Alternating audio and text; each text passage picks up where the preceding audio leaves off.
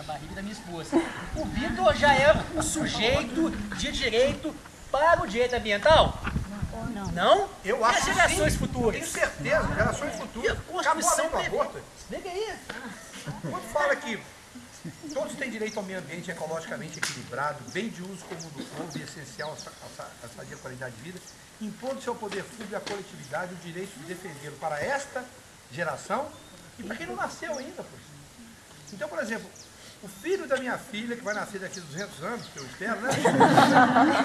Ele já está protegido. Então, quando fala assim, nós precisamos da lei do aborto, não precisa, vai lá no artigo 225 que ele já proíbe o aborto. É meio ambiente. Entendeu? É meio ambiente. É vida. É vida. Não é? Gente, que show essa manhã, viu? Bom, pessoal, Show essa manhã. esqueça esse papo furado, esse negócio aí de que o nascituro tem expectativa de direito, tá? Com todo respeito ao César Figuza, até para a verdade, eu amicíssimo também. Então veja aqui, pessoal, qual que é o sujeito ativo do crime ambiental? Pode ser a pessoa física, pode ser a pessoa jurídica, professor. Olha, eu estudei que a empresa, como eu falo aqui, pessoal, empresa não como atividade, empresa pessoa jurídica. A empresa é objeto de direito, naquela teoria antiga do direito comercial. Não, não é. Não é. A empresa, a pessoa jurídica hoje, é sujeito de direito. Um sujeito de direito pode ser passível de alguma imputação, de alguma sanção? Pode ou não? Claro. E penal pode também? Pode. Porque lá no parágrafo 3º do artigo 225, o que está escrito, Mário? Não. Está escrito o quê? Que a pessoa jurídica também pode ser administrativa, civil e penal. Isso também pode ser responsabilizada pelo dano ambiental, pelo dano civil, administrativo ou até penal. Evidentemente, quem vai responder são o quê? São seus diretores, seus gestores, que vão responder por essa o quê? Imputação criminal. Então vejam, pessoal, sujeito ativo pode ser o quê? Pessoa física ou pessoa jurídica. E quem é o sujeito passivo dos crimes ambientais? O sujeito passivo formal é o Estado, o material é quem sofre com dano diretamente. Pode ser coletividade ou individual. Quando ele foi no aluno, ele falou, menino, se você fosse advogado, você já estava no escritório. Isso vai dar um trabalho se for promotor pra Vai. gente. Já que ele é concurseiro. Hein? Ele é concurseiro. Uma coisa que você falou legal aí é a responsabilidade civil. A gente também já combinou isso, de trocar. É o bate-papo, É, tá? bate-papo. A aula tem que ser assim, gente. O professor aborrecido quer ferrar você, casca fora.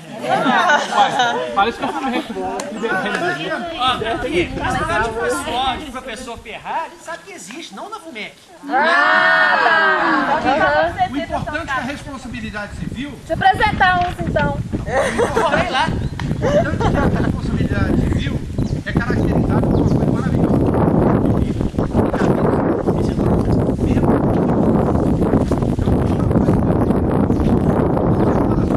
Você vai fazer uma transação penal aí, mas você vai ter que recuperar uma área, papapá, na hora que colocou o cifrão, muda de figura, ele prefere até cumprir pena. Mexeu no bolso do empreendedor, Miraí. O que aconteceu em Miraí, a empresa foi penalizada em 75 milhões de reais. Agora já está em 150, porque contrataram o Pinheiro Peso, que é muito bom de São Paulo. Depois chamaram o Celso Teorido também, que é muito bom. Agora deve estar com algum rábulo lá, porque está em 150 milhões. O importante dizer também é que em Macacos, quando houve aquele soterramento, que 5 corpos até hoje não foram achados, naquela época, então, até para sedimentação da 9.630, a pena pecuniária não foi tão grande assim, porque a mineração do Rio Verde passou para a Vale e a Vale hoje continua explorando. Então, naquela época, o sentido de responsabilidade civil pecuniária ainda não existia aos olhos que existe hoje.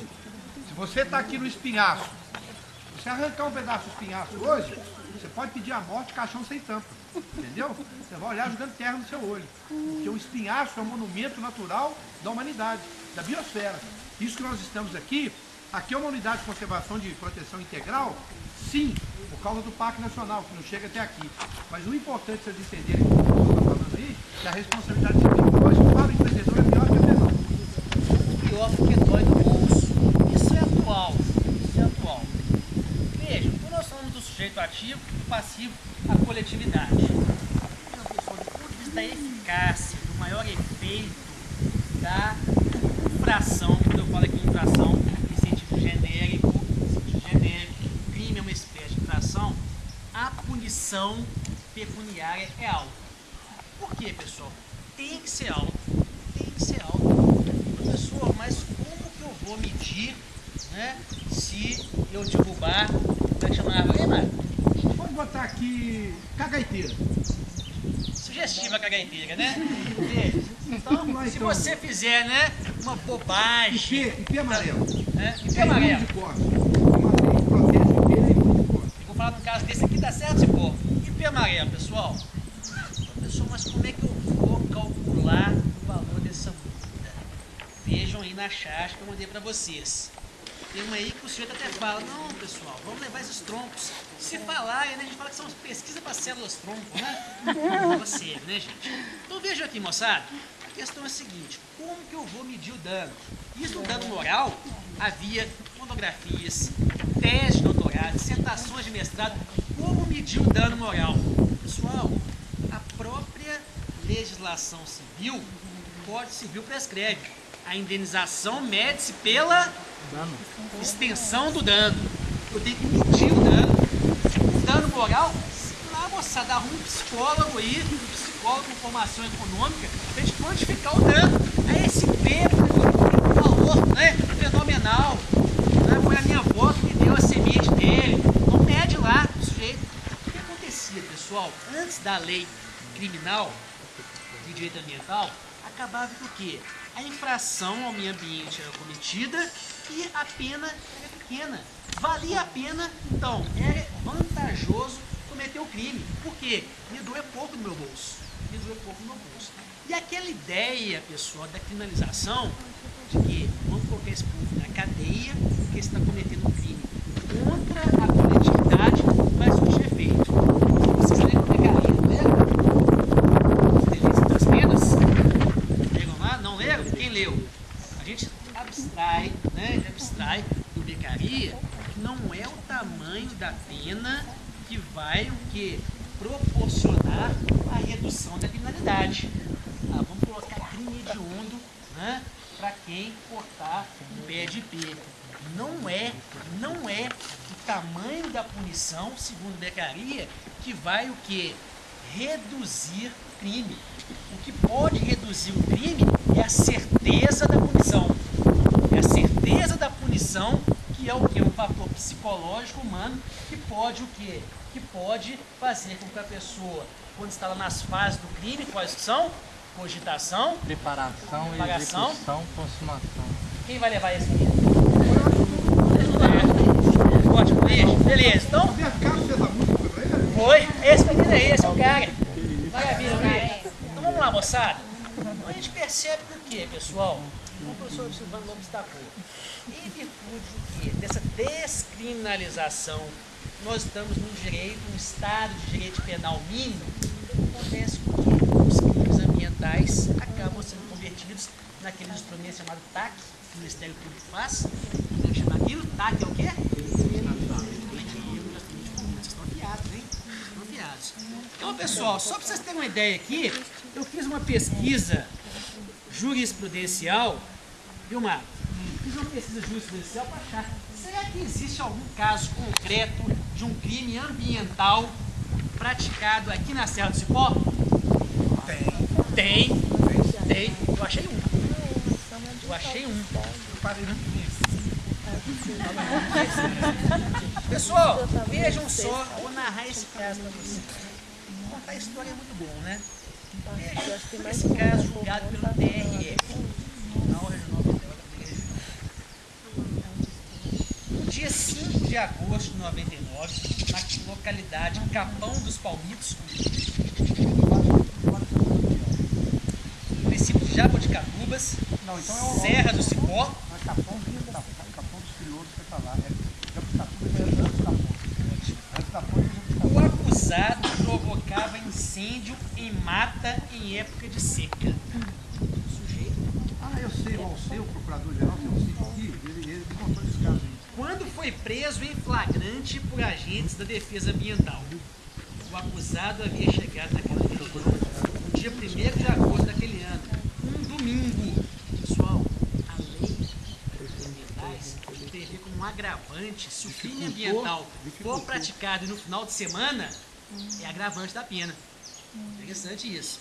Então veja, ele chegou num domingo, oportunidade em que já havia colocado fogo na vegetação, se encontrava seca. Retornando àquele mesmo local, 4 dias depois, provocou novo incêndio que se alastrou muito. O laudo em exame local comprovou que foi ateado fogo na vegetação nas margens esquerda e direita, ao longo da estrada de terra, com aproximadamente uma área queimada de 5.000 hectares. São 4,5 hectares. 4.500 metros. 4.500 metros quadrados. 10 lotes de 450 metros. Vejam, o cara está com fogo nisso tudo. Segundo o laudo pericial, os peritos constataram... Só um minutinho. Por que foi julgado no TRE? Mas por quê? Meio ambiente é patrimônio da União. Não. Aquela é a prova. Por quê? Porque o crime foi cometido dentro de uma unidade de conservação federal, que é o Parque Nacional da Serra do Cipó. Então, é competência da União. Sendo da União, é a Justiça Federal. Vamos lá, gente. Segundo o laudo pericial... Eu estava lembrado, é porque realmente Jabuticatuba está 75% dentro do Parque Nacional da O que Serra. esse sujeito fez, gente? Segundo o laudo pericial, foi queimada toda a vegetação rasteira, atingindo árvores da flora natural das espécies araticum, jatobá, ipê amarelo, candeia, taquaril, barbatimão, pequi, jacarandá, umbaúba, canela. Todas as árvores do Cerrado, riquíssimas. O que o sujeito fez? Isso foi em 99, tá, gente? Um ano após a lei de crimes ambientais. No depoimento prestado, quando a lavratura do auto de prisão em flagrante, o acusado admitiu tudo, ou seja, o camarada confessou. Vejam, pessoal, o que o juiz de primeira instância fez? Vocês acham que ele condenou o Professor, você falou que o crime é um fato típico e antijurídico. Você nem falou qual que é o tipo pra gente? Fala qual que é o tipo. Vamos lá, moçada. Tem um somatório, né? O que prevê o artigo 41 da Lei 9.605 de 98? Provocar incêndio em mata ou floresta. Esse é o tipo. Provocar incêndio em mata ou floresta. Pena, moçada. Reclusão de 2 a 4 anos e multa. 2 a 4 anos e multa. Qual que é o tipo, gente? Provocar o quê? Incêndio, mata ou floresta. Ele queimou a vegetação rasteira, tá, gente? O nosso querido magistrado de primeira instância proferiu a seguinte sentença: julgo improcedente a denúncia. Julgo improcedente a denúncia. Por quê? Ausência de tipicidade formal. Ausência da tipicidade. A conduta a ele imputada não se subsume ao tipo penal do artigo 41, pois o local onde foi ateado o corpo não é mata nem floresta, é vegetação rasteira. Fala sério, né? Positivista. Sujeito positivista e a coletividade se lascando porque o sujeito tacou fogo.